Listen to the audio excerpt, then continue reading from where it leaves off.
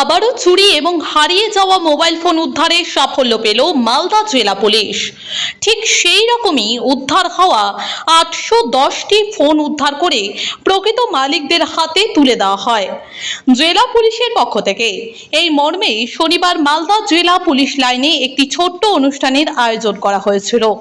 এদিন এই অনুষ্ঠানের মধ্য দিয়ে উদ্ধার হওয়া ফোনগুলি প্রকৃত মালিকদের হাতে তুলে দেন জেলা পুলিশ সুপার অনুপম সিং। জেলা পুলিশ সুপার অনুপম সিং বিভিন্ন সময় যাদের ফোন হারিয়েছিল তারা ডিজি করেছিল থানায়, সেই মতো তদন্ত শুরু করে পুলিশ কয়েক মাসে 810টি মোবাইল ফোন উদ্ধার করে। তার মধ্যে সবথেকে বেশি ইংলিশ বাজার থানা থেকে উদ্ধার হয়। আজ তাদের মধ্যে থেকে 150 জন প্রকৃত মালিকদের হাতে এই ফোনগুলি তুলে দেওয়া হয় এবং বাকিগুলি থানার মাধ্যমে তুলে দেওয়া হবে।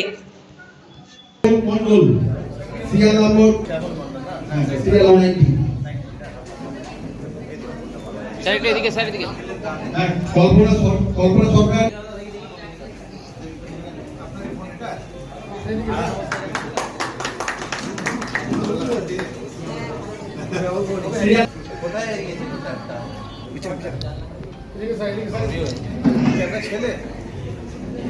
Serial number 612।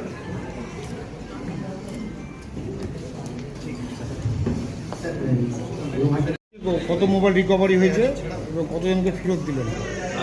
आज के Malda district police total 810 mobile recovery করেছে। আর আমরা বেশ 100-150 লোককে এখানে ডেকেছি। বাকি মোবাইলটা আমরা থানাকে দিয়ে দেবো।